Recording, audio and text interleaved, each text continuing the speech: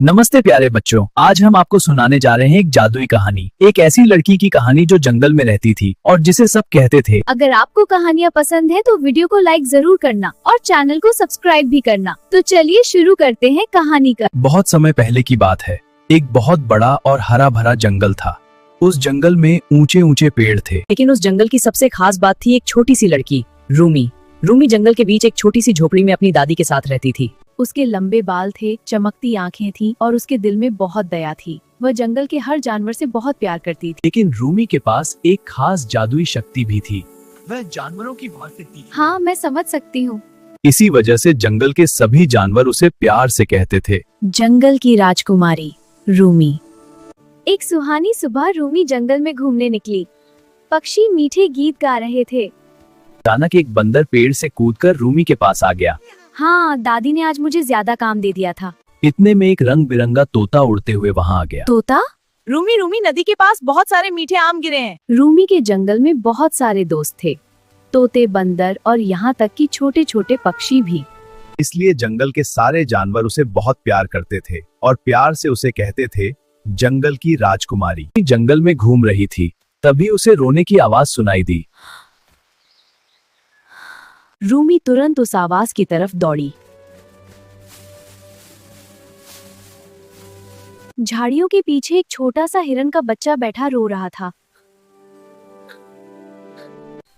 अरे, तुम क्यों रो रहे हो? मैं अपनी माँ से बिछड़ गया हूँ। रूमी को उस छोटे हिरन पर बहुत दया आई। डरो मत, हम सब मिलकर तुम्हारी माँ को ढूंढेंगे। दोस्तों, हमें मदद चाहिए। तभी पेड़ों से बंदर कूदकर नीचे आए। आसमान से तोते और बाजकट भी बाहर निकल आए। क्या हुआ रूमी? इस छोटे हिरन की माँ खो गई है। फिर सबने मिलकर जंगल में खोज शुरू की। बंदर पेड़ों पर कूद कूद कर ढूंढने लगे, तोते आसमान में उड़कर देखने लगे और रूमी हिरन के बच्चे के साथ जंगल में चलने लगी। नदी के किनारे सुबह का शांत समय था। रूमी और हिरन का छोटा बच्चा इधर उधर देख रहे थे।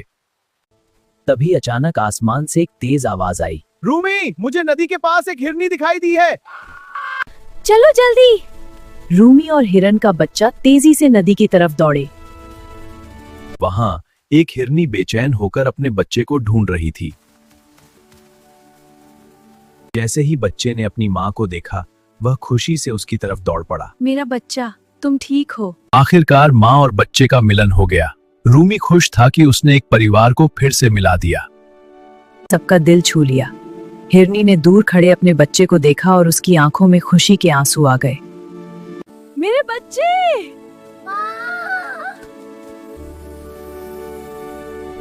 वाह, मिल गए। जंगल में फिर से खुशियां लौट आईं। माँ और बच्चे का प्यार सबसे अनमोल होता है। अपने बच्चे के साथ खड़ी थी और सभी जानवर खुशी से उन्हें देख रहे थे। रूमी थोड़ी दूर खड़ी मुस्कुरा रही थी। तुम सच में इस जंगल की राजकुमारी हो? राजकुमारी वह नहीं होती जो ताज पहनती है। राजकुमारी वह होती है जो सबकी मदद करती है। रूमी की बात सुनकर जंगल के सभी जानवरों के दिल खुशी से भर गए।